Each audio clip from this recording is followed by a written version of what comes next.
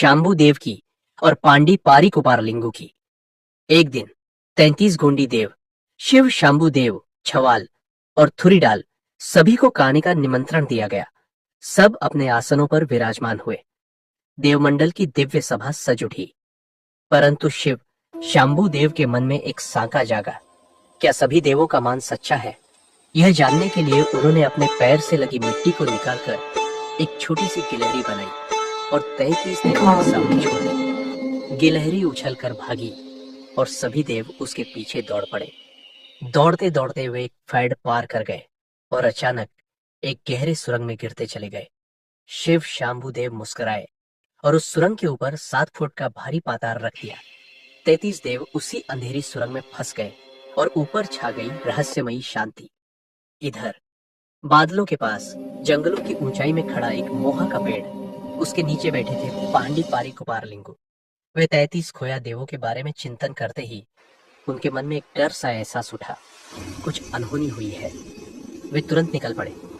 शिव शाम्बू के पास पहुंचे और पूछा, शिव शाम्बू, क्या आपने 33 खोया देवों को कहीं देखा? शिव बोले, ना ही लिंगू, हमने तो नहीं देखा। पर किंतु सत्य कहीं और छिपा था। 16 डेमसांग और 18 वाजाओं के साथ खोज। लिंगू ने 16 डेमसांग और 18 वाजाओं के साथ खोज शुरू की। दिन रात पहाड़ जंगल घाटियां पार की। 2 दिन बाद वे पहुंचे रायताड़ जांगूबाई के पास। एक पेड़ के नीचे वे वीणा बजाते बजाते चारों ओर तलाश कर रहे थे। रायताड़ जांगूबाई का आगमन। वीणा की धुन सुनकर रायताड़ जांगूबाई अपने महल से बाहर आई। उनका मन उस सुर में मोहित हो उठा। उन्होंने लिंगू को कोटि कोटि सेवा दी और पूछा, लिंगू, तुम यहाँ कैसे? लिंगू ने कहा, बहन, मैं 33 कोटि खोया देवों को ढूंढता ढूंढता आपके पास आया हूँ। आप मेरी बहन हैं, मेरी मदद करें। जांगूबाई मुस्कुराई, पेड़ से फल तोड़कर बोली, ये फल खाओ लिंगू, मैं मदद करूंगी, पर मुझे सागा चाहिए, क्या तुम दोगे? लिंगू ने दोनों हाथ जोड़कर कहा, बहन, मैं आपको सागा अवश्य दूंगा, ये मेरा वचन है। जांगूबाई बोली, यह काम जरूर शिव शाम्बू का ही होगा। इस मार्ग से जाओ, सत्य वही मिलेगा।